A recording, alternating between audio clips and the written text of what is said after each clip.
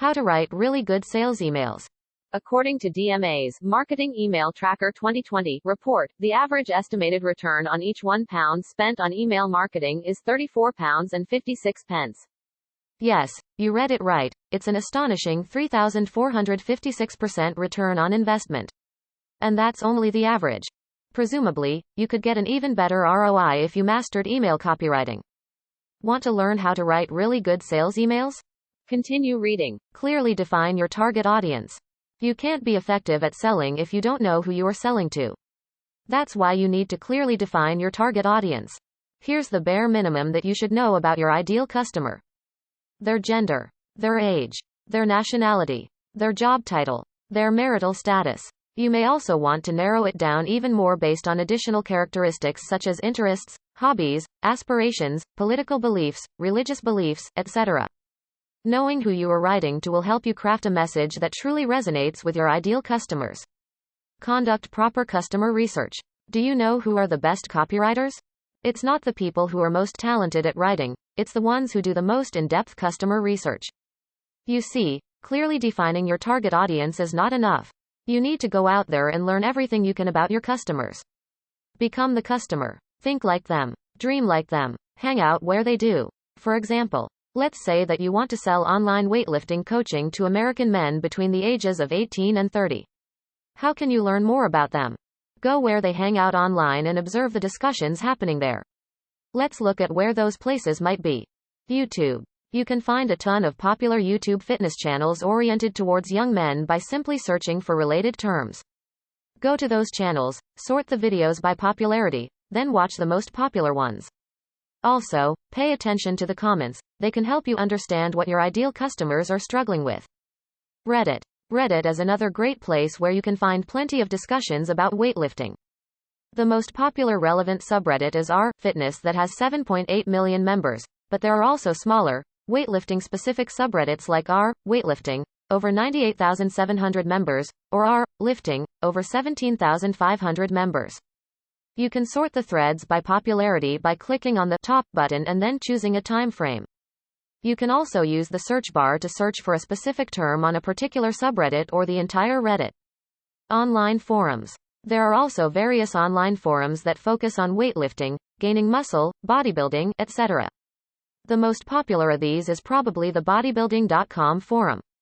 You can read the frequently asked questions section, go through the popular threads in various subforums, use the search function to find information on specific topics, etc.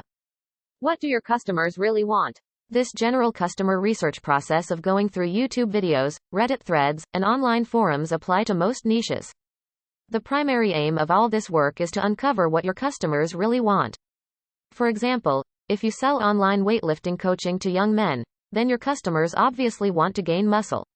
But what is the underlying motivation behind that goal? Hanging out in places where young men discuss weightlifting will show you that they want to feel more confident, be more attractive to women, and gain the respect of other men. Additionally, you should aim to gain an in-depth understanding of the psychology of your customers, including things like their hopes, fears, and dreams.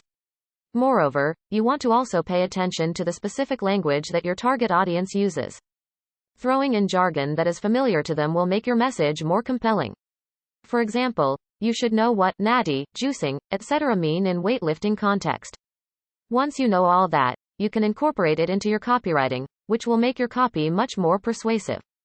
Of course, if you belong to your target audience, then understanding your ideal customers is that much easier.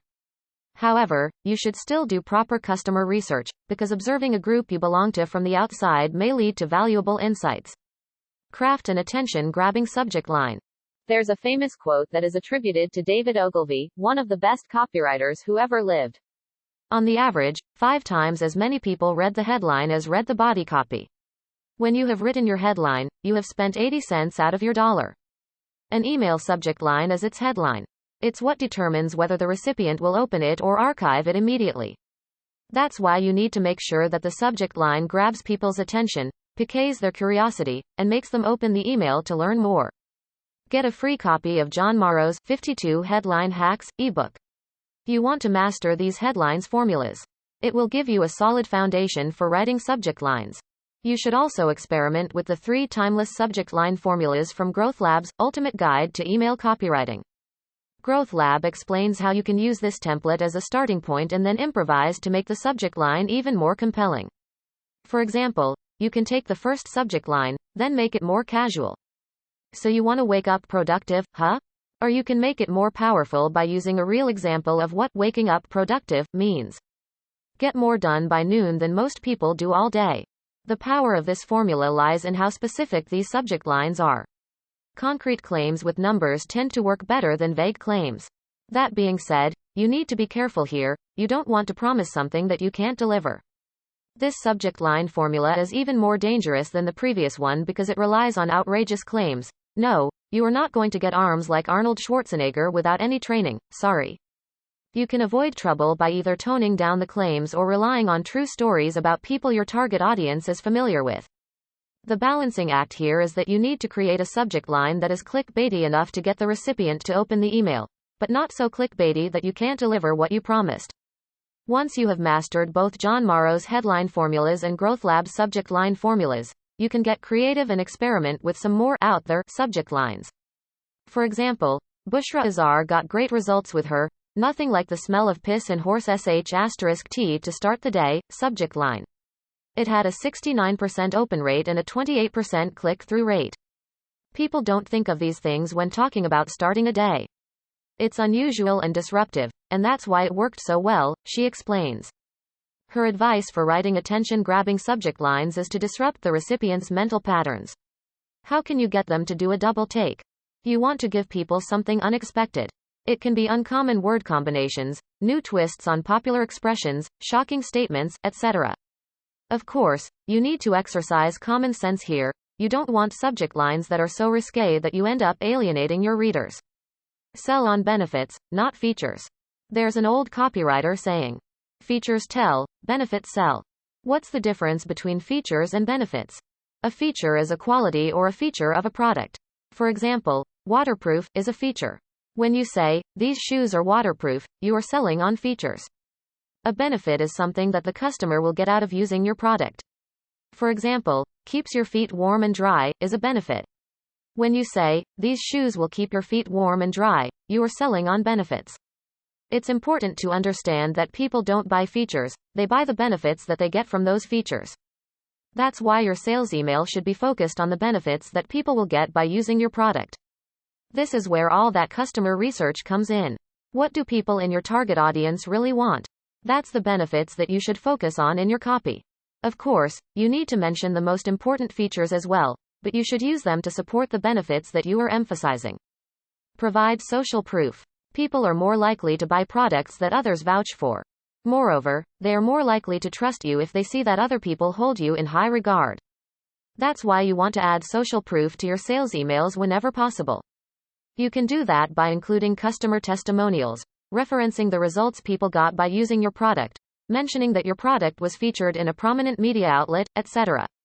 For example, Brian Dean of Backlinko recently launched his premium business training program, SEO That Works 4.0. One of his sales emails had a simple subject line, "New Case Studies." In that email, he shared 3 case studies of his previous students, told the reader that SEO That Works 4.0 comes with a 30-day satisfaction guarantee, and reminded them that the program was closing at midnight the next day. When you click on one of the case study links, you are taken to a case study page where you can learn more about how that particular student benefited from the SEO That Works program. As you can see, Brian Dean doesn't come off as salesy at all in his email. It's a really soft sell. Why? Because he is an established authority in the SEO industry, his training program is widely acknowledged as one of the best out there, and his results speak for themselves. The truth is that the more social proof you can provide, the easier it is to persuade people to buy from you. You may not have the same amount of social proof as Brian Dean, but you probably have something, so make sure to include it in your sales email. End with a compelling call to action. You can't just say, "Here's my offer," and leave it at that. You need to tell people what they should do next. That's why all good sales emails end with a call to action. For example, in the previously discussed email, Brian Dean used a simple, "Join SEO That Works 4.0 today" link as his call to action. This is the most basic call to action, but it can work well. You can make it more persuasive by mentioning bonuses like Nick Stevenson did in his Open Now, Self-Publishing 101 email. Another way to make your call to action more compelling is mentioning the main benefit of your product. What will the customer get out of it? Include that in your call to action. Of course, you can also get creative, like Wesley Atkins did in his email, When Writing Your Book Feels Like Pulling Teeth, in which he introduced Joshua Sprague's 30-day email challenge program. What's important is that you tell people what they should do next if they are interested in buying your product. The aim here is to get them to click through to your sales page. Conclusion. Email marketing can be incredibly effective. However, if you want to get the most out of it, you need to learn copywriting. Sure, it's a skill that takes time to acquire, but once you do, you will be able to create persuasive sales emails that make people want to buy your product. So study copywriting. Practice it. Master it. You won't regret it.